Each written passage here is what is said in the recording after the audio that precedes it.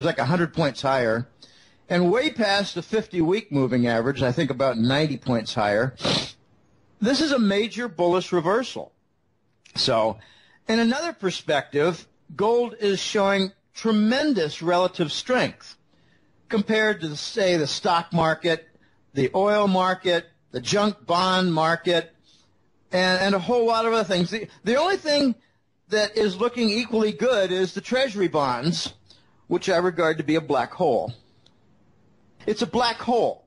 The Treasury bond's a black hole. It's attracting capital across the world. Countries are having problems with their stock market, so money goes into the Treasury bonds. Countries are having problems with their currency, so investors are moving out of their own domestic currency and into Treasury bonds. It's a black hole. It's not a good investment. It's a black hole. It's attracting global capital in a climax event that's going to result in the vanishing of the dollar.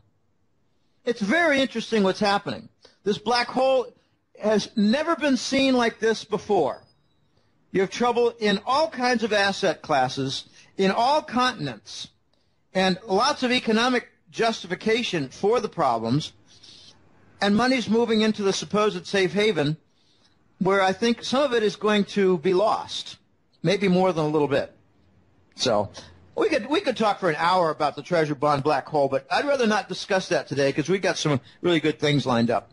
Definitely, and what I was going to ask you about next is if you can expand a little bit on what do you think has changed that is making investors fearful and want a safe haven in the first place? Well, you have all kinds of news of bank problems. Now, bear in mind that since Lehman, we've not made one single constructive reform move toward remedy.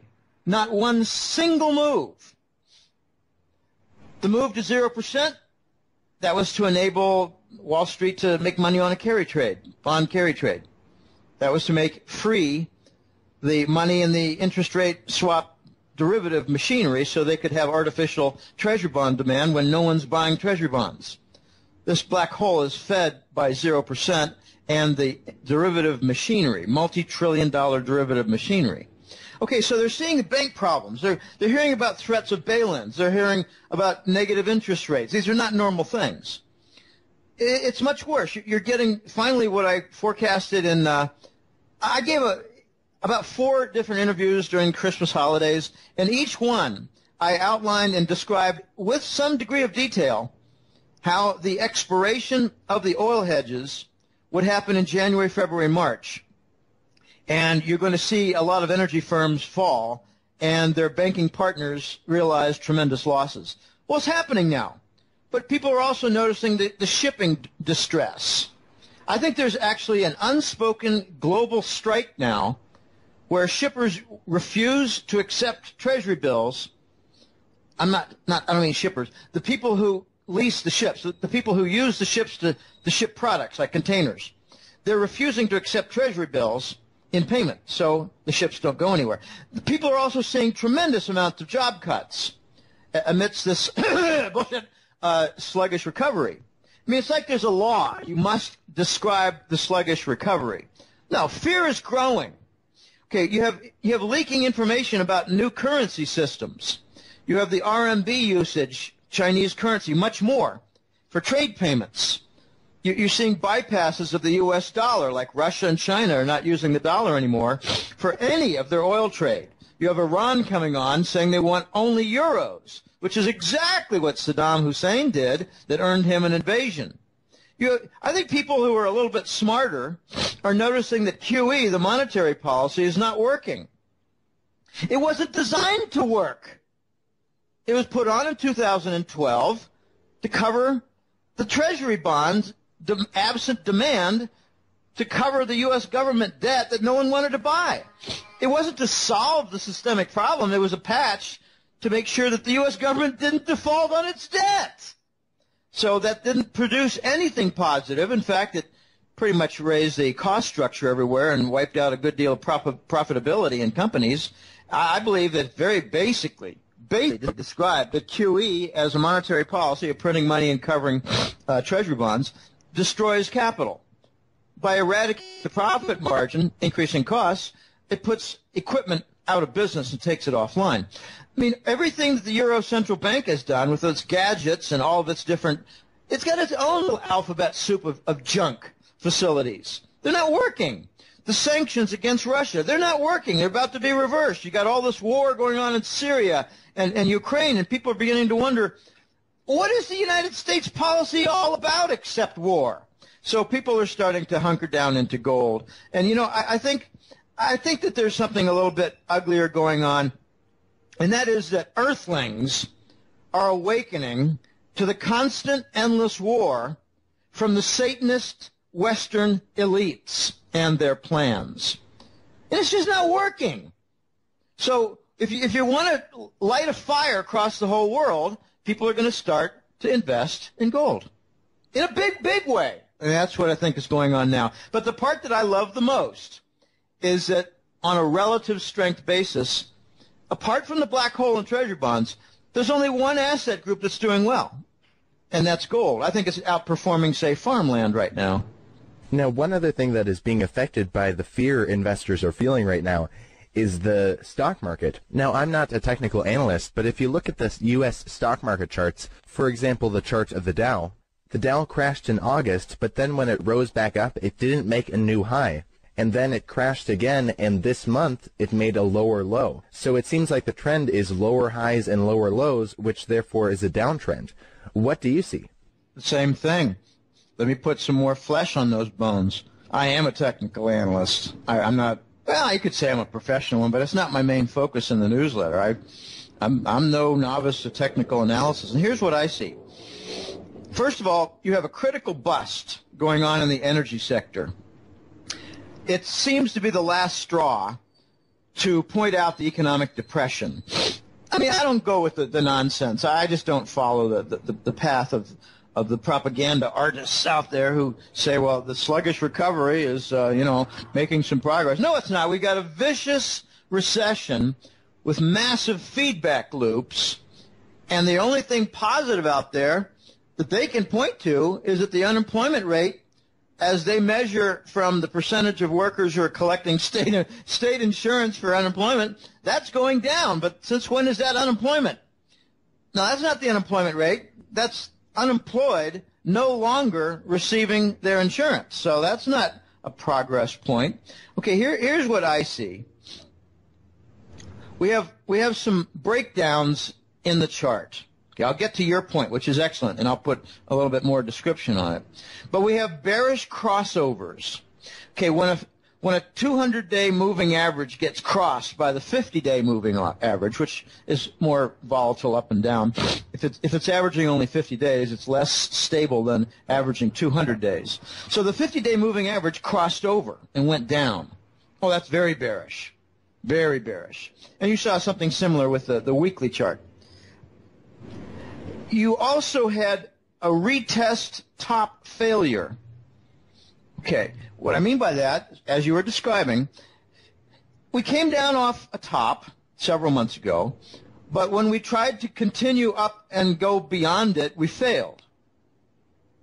Exactly when the bearish moving average crossovers were taking place. But here's where that retest failure looked even worse. It had higher volume than the most recent top. That's very significant. A retest with higher volume. That means like you're trying to get more people to push the car than before. All right, bring in your other neighbors. Bring in 4 other guys. And it still didn't work. All right, that's a bigger, more important failure. So we've had important changes since January. I think this is like a sentiment shift since January. I call it a new dawn. I've been describing a new sheriff in town for the last couple of years. I don't know anybody who's used that terminology, but the new sheriff is from the East, and the new sheriff is calling some new rules. And I believe that there's been a movement the last few months to bring about some very important critical changes, and some of the smart money is noticing this, is adapting to this, and is responding in a big way with the stock market. So I agree with you. This is a change. We've gone suddenly from an uptrend to a downtrend without even a hint of a multiple months of leveling off. This is a reversal with a failed retest with higher volume and critical moving average crossovers in a bearish way. This is looking like a truly horrible chart. Now, besides in the U.S., are other countries' stock markets in trouble as well? I think a better question is which other foreign stock markets are doing well, and the answer is none. None. Not even the robust Hong Kong market for stocks. And I had a feature story. You know, it's not my own. I don't mean to say it's an original, but I had a feature story in the February gold report that I post for Hat Trick Letter. You had a reversal in the Hong Kong property market.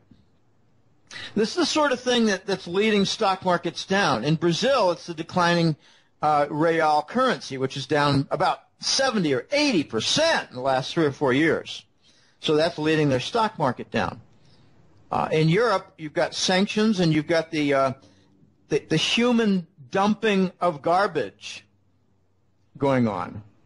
I actually forecasted correctly a major terrorist event last autumn. I noticed that not only was there human garbage, the North African and some Middle Eastern Arabs being dumped in Europe, and I noticed something really important regarding this dumping of the Arab refugees. They're not Syrian. They're all kinds. I mean, I have a client in Italy who said, Jim, you're calling it the Syrian refugees. They're Moroccan, they're Tunisian, they're all kinds. They're not just Syrian, they're all kinds. This is a dumping process. And I asked a critical question. You know, if you're Mr. Mohammed and you have a wife and 2 kids and you need to get to Europe in order to find a new life, how on earth are you going to pay for the passage? They're being paid by the NGOs out of the U.S. government. This is a dumping process. Okay, so I made a forecast that if they're dumping tens of thousands of Arabs, refugees into Italy and Germany and France, then this was a smokescreen for moving in some terrorists, and we're going to see a big terrorist event somewhere in a major European city. I said this in August and September, and there it was, Paris, France. Okay, so you've got these refugee problems, an increase in assaults and rapes all across Europe, France, Germany, Sweden, people being killed in robberies. You got all kinds of problems. You got the Russian sanctions. You got demands for support of Turkey that are not being met. And how's an economy in Europe supposed to behave in response? So it's seeing distress. People are saying, well, I can point to any of 12 reasons not to invest in the European stock market. So the DAX in Germany is doing bad. The CAC in France is doing bad. The FTSE in England is doing bad. These are all doing bad. They're also suffering from basic profit struggles and currency distress. All kinds of countries. This is a universal problem right now, Eli, and it's not going away until we do the right thing. I've got kind of a funny little story.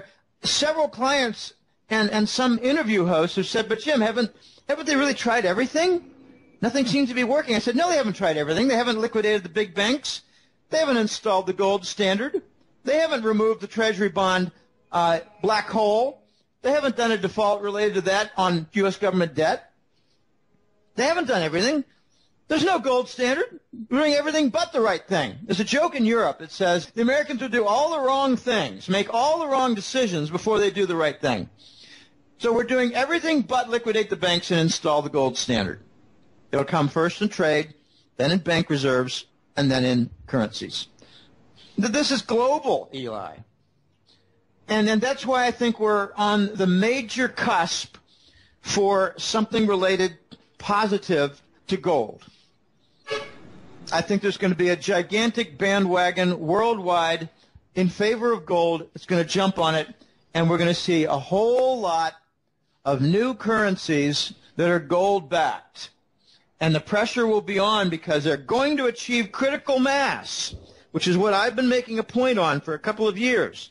They're going to achieve critical mass because there's going to be a sufficient number of countries involved to maybe cover, say, 75, 80%, maybe 85% of global trade. So any country that doesn't participate, they're looking at the third world.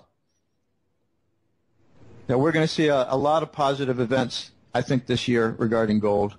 I mean, you can look at specific examples like the Shanghai Gold Fix is taking control from London. Yeah, the Shanghai Gold Exchange is offering RMB-based, Chinese currency-based futures contracts for gold that actually deliver in gold, unlike what the COMEX does. They don't deliver in gold. You want to buy a gold contract in New York on the COMEX? Fine. But don't expect to get any gold as part of the contract. In other words, constant violation of futures contracts and no lawsuits and no criminal prosecution. They're selling gold without delivering gold. That's just a control device. All right, so we're going to see a lot of interesting positive events in gold this year, and unfortunately, it's going to be amidst ruins of the global economy and the global financial structure. Now, if I could just ask, you're saying that countries are going to start backing their currency with gold. I mean, the price of gold right now is way too low for that actually to be feasible, right? I mean, there's way too much currency in the world, so wouldn't the price of gold have to be set much, much higher? Exactly, and that's the plan. How high do you see the price of gold going? Well, I see several steps. I'd like to outline the steps and maybe put a few words behind them. I think we're going to see the big banks of the world realize we need to conform to Basel III and the rules related. We need to load up on some gold and put them in our bank reserves, now Tier 1 asset, as they call it. And when everybody's in place, this could actually be part of the reason why gold is doing well in the last month. Big banks are buying gold. And once that's all in place, then they kind of wave to each other and say, all right, systems go, and they double the gold price. And then suddenly you're at, between 2,000 and 2,500. And these banks are not fully recapitalized, but they've got a lot better condition than they had before. Then the next stage comes when, after that has been the case for a while, like several months have passed and we're still over 2,000 with some retests on the downside that are successful. In other words, increased volume to push down the gold price, and it doesn't go below 2,000, and that's seen as a positive event and signal. Then you're going to see the mining companies decide, all right, let's start working toward opening up these mines that we've put in mothballs. So you're still not going to get the new mine supply while you have all this new demand. So if you don't get that new supply coming in to meet the demand, and it takes much longer for the mining companies to achieve the new supply, then the gold price is going to continue rising with this new demand from the banks and the new realization among world investors that gold's in an uptrend, it's rising. Well, I'm going to jump on that. But it might take $1 billion to open up and bring back online a shut-down gold mine. For environmental reasons, a costly process has been manifested and realized in the last year of sealing up the shut-down mines. You can't just walk away with holes in the ground. You got to seal it because they leak. All right, so that'll take us way past 2,500, probably closer to 4,000 or 5,000. And then comes the serious demand for all the different global gold-based currencies. And the big banks are going to say, well, we need to get rid of all of these sovereign bonds. It makes no sense to have debt as a banking core asset. That's a very important point that highlights how sick our global financial system is. The basis and core foundation is debt. It's designed for a systemic collapse when you get too much debt. So that's what we're seeing now after 45 years since the Bretton Woods Accord has gone away. So you have lots of steps here, and I think we're going to get eventually past 10,000 on the gold price and get somewhere like 300 or 400 on the silver price. So given all these multiple steps that I just described, I think we're going to be on a rather impressive march that's not going to take, say, 5 or 6 years. I think it's going to take like 2 or 3 years. It's going to be breathtaking. The Chinese are fed up. They want to change the system, and I think they're going to be just like the Lord overturning the temples and their tables.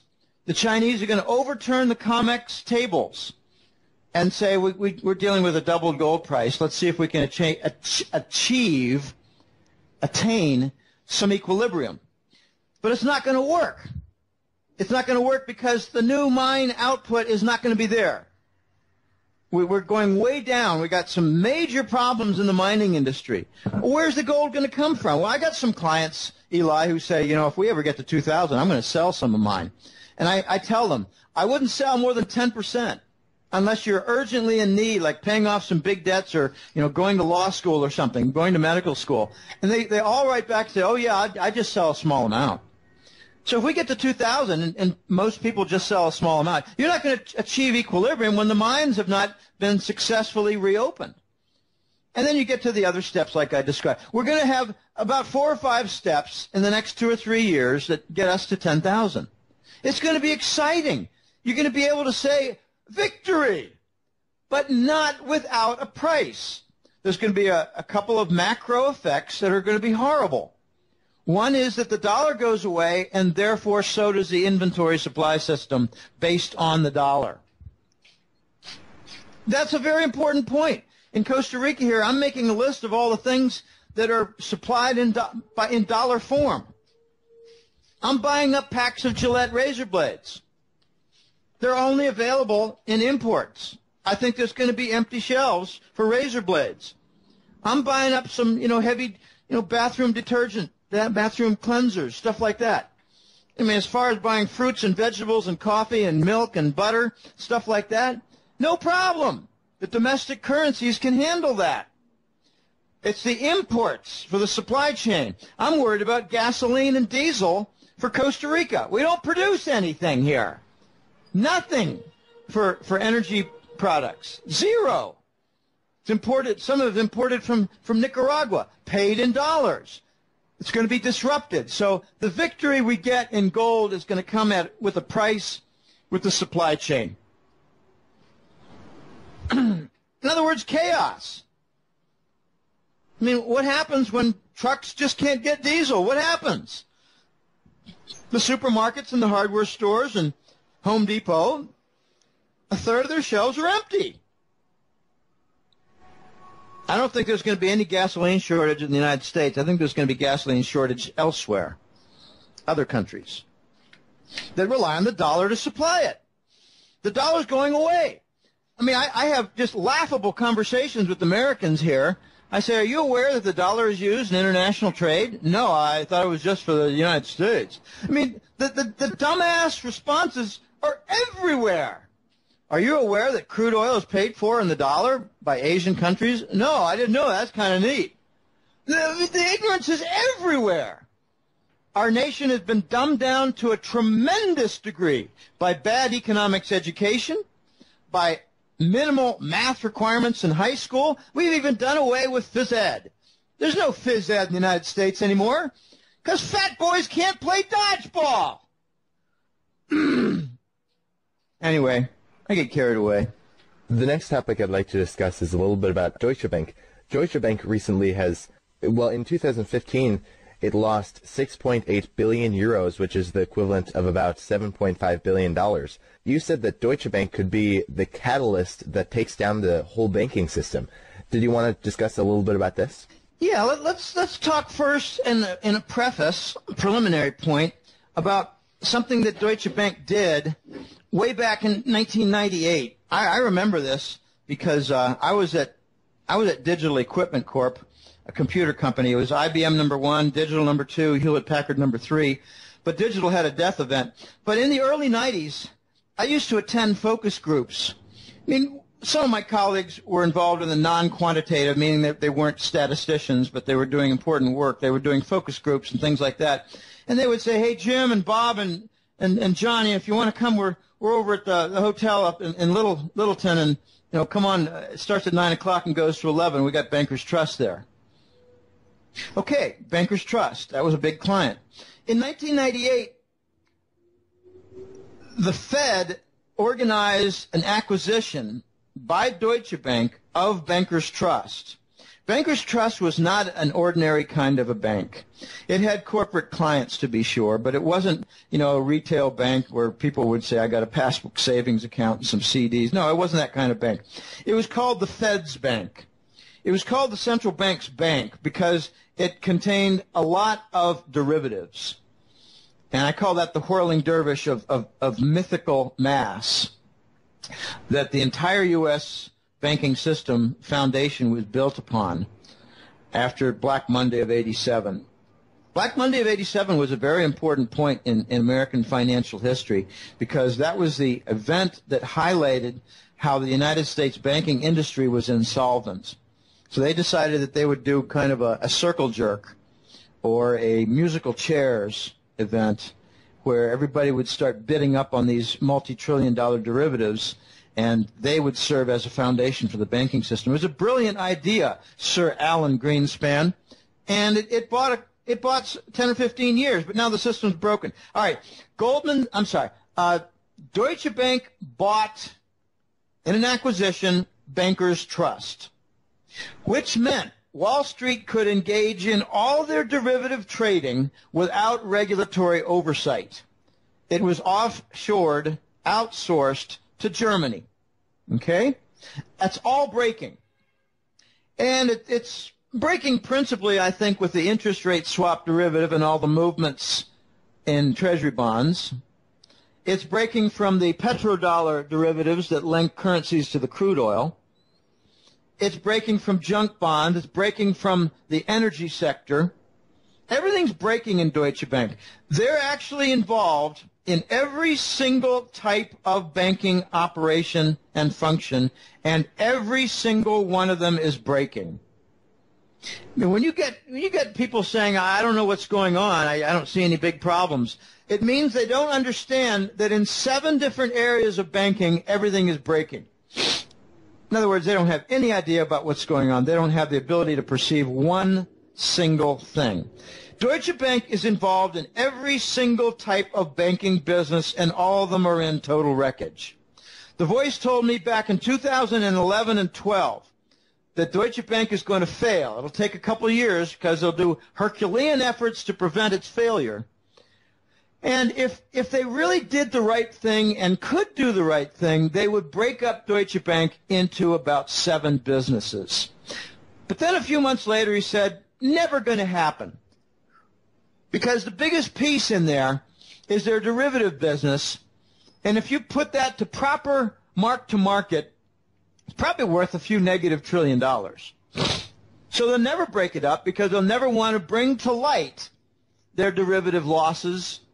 And if you did bring to light the derivative losses, you would see how the derivatives hold everything together that's broken.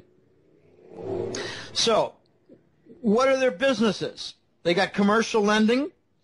Deutsche Bank has sovereign debt with the pigs, like Spanish government debt, Portuguese government debt, Italian government debt. They're big stockholders in the broken banks from those 3 countries and Greece. Deutsche Bank's involved in LIBOR, with lawsuits involved in there. They're involved in the derivatives, as I described. They're involved in energy loans. They're involved in junk bonds. And they're even involved in the Russian mafia investments that were responsible for at least 1 or 2 of the J.P. Morgan flying lessons out of the 50th story without a parachute.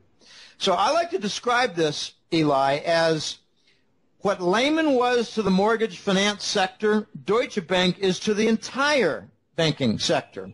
So if you had the Lehman death, however that happened, the Lehman death, if that was a crisis to the mortgage and housing sector that contaminated nearby banking sectors, the Deutsche Bank failure is going to be a contaminant event for the entire banking sector.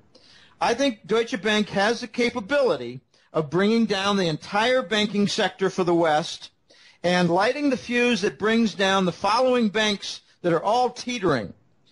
Royal Bank of Scotland, RBS out of England, Societe Generale, a bank in France, Barclays, big bank in London, but also Santander in Spain and Banca Intesa in Italy. All these banks, 1, 2, 3, 4, 5 of them, they are perhaps the most vulnerable. But Germany has other banks that are deeply in insolvency trouble, like Commerzbank. So what you have to look for with Deutsche Bank, and you've got some signals. In December, for the first time, I posted their credit default swap price chart. It's in Boursorama, and I featured it in January and compared with their December level. It was like they were around 90 in December, which means 0.90% for payment. It's like a percentage cost to insure your bond. The Deutsche Bank corporate bond had in December a cost of 0.9%.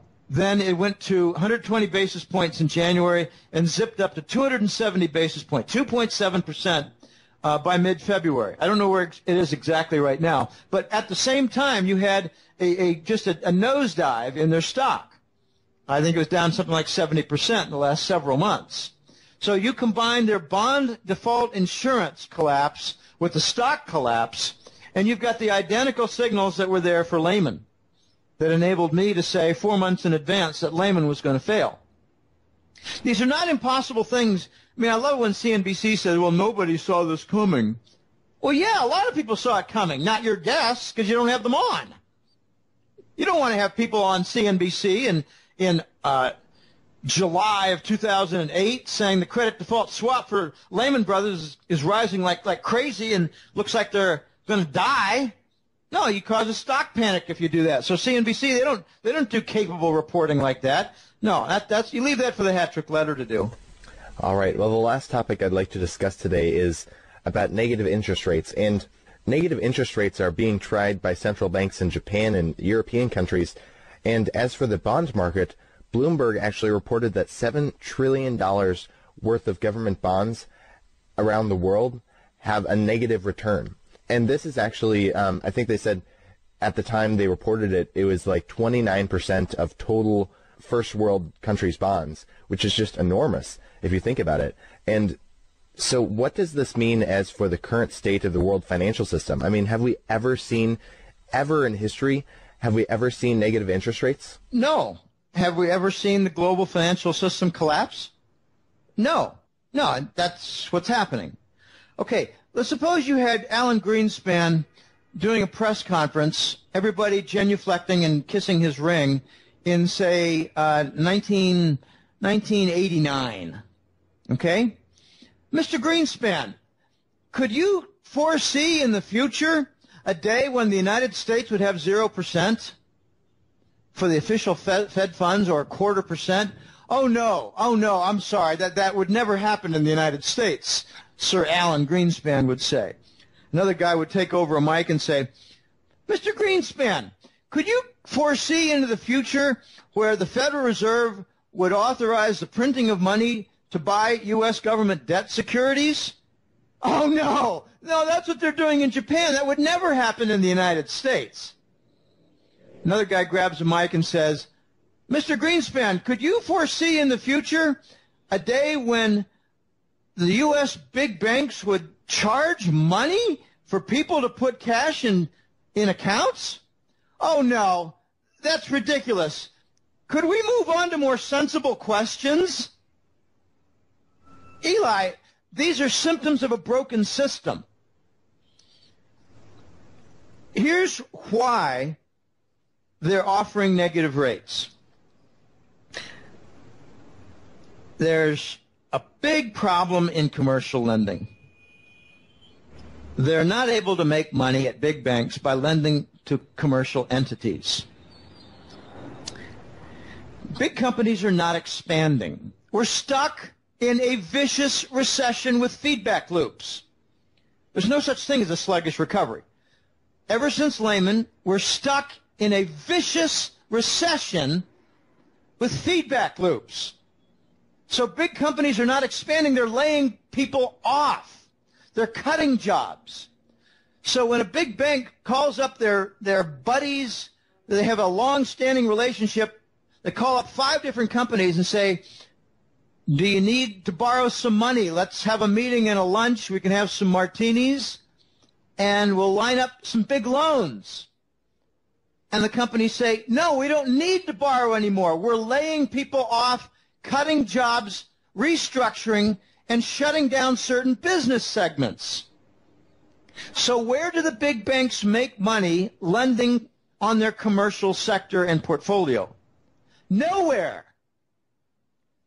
So how do they make money at the bank except to charge money for people who come in with their cash? Oh, gosh. If you're a small business owner and you're cutting back and you say, well, I'm going to liquidate this entire store, its inventory, and some trucks, sell off some computer systems, network stuff, and maybe a little dish on the roof. And with all this, we're going to get about $80,000, and we want to put it in the bank because we have no use for it as capital. And the bank says, well, gosh, we have too many companies like you in small business that are doing precisely that. We can't offer you an interest rate anymore. So we're going to charge you some money for putting it away. Oh, my gosh. In my opinion, this is so backwards. I wrote a series of 3 articles, or maybe 4 articles, in 2003 before the newsletter. I called it Ask Backward Economics 1, Ask Backwards Economics 2. I pointed out things like a very low interest rate slows down the economy. Well, what does a negative interest rate do? Does it maybe bring about an even more rapid capital destruction? So I have a nasty description of negative interest rates. It's the last gasp of the banking system. It's the banking system attempting to breathe through its asshole.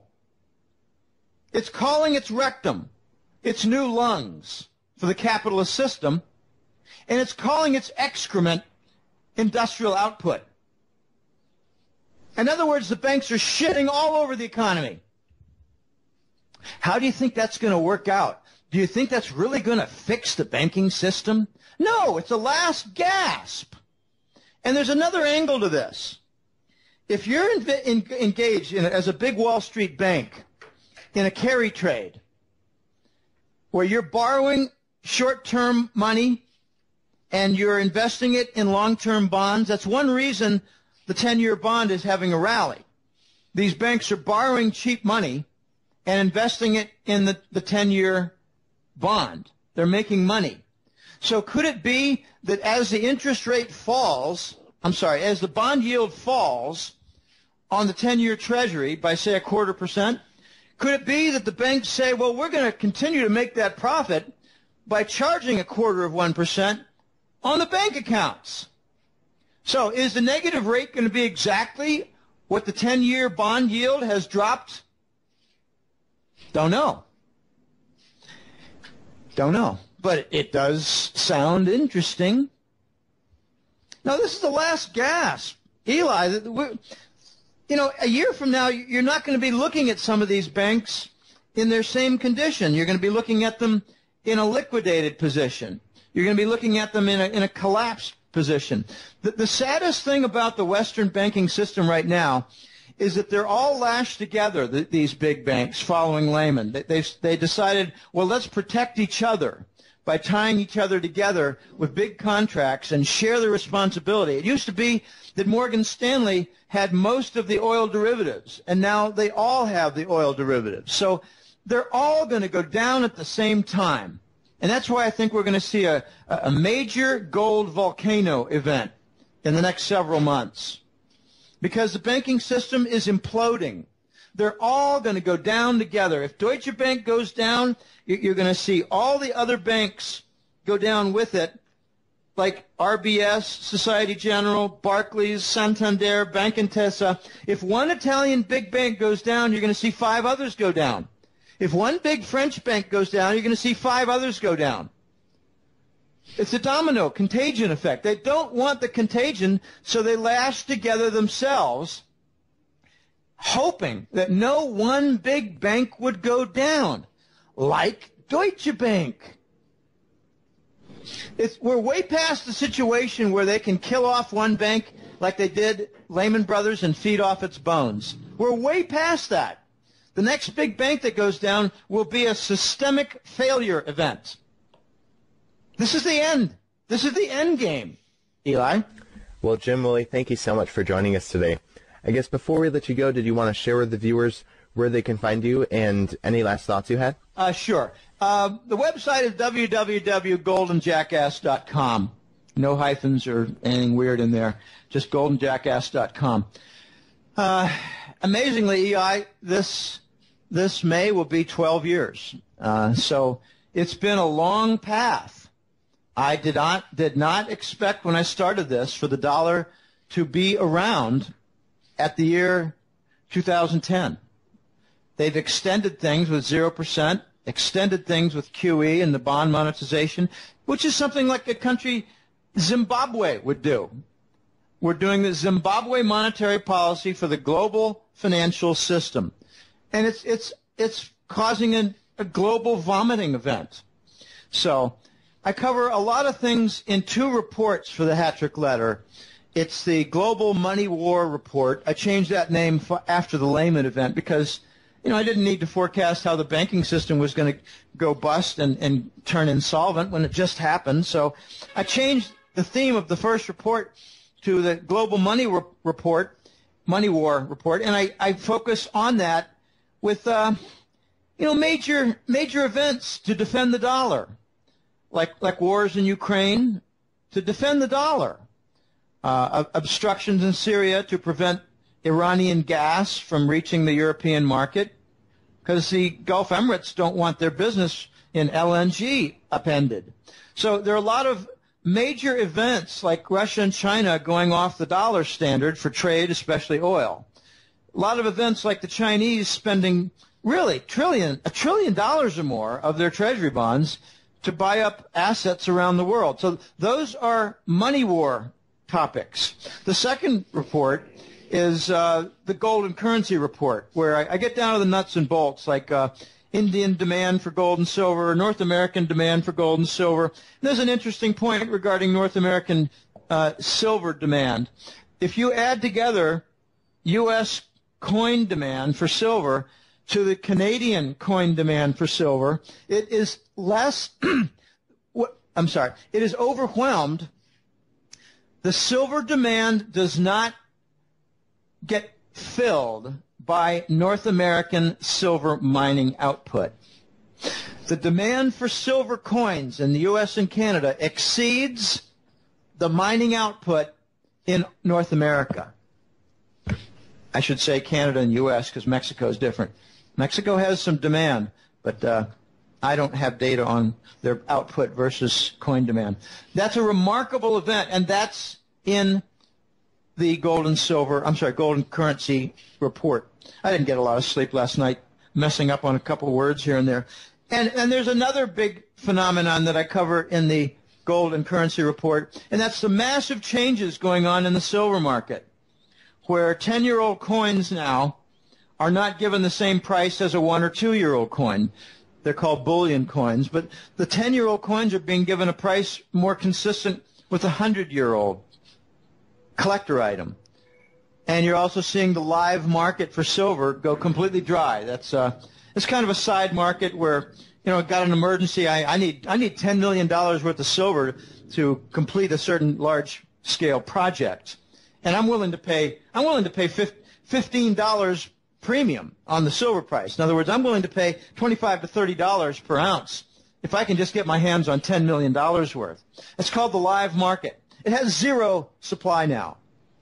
And the last thing is the silver, what do you call it? The silver cycle.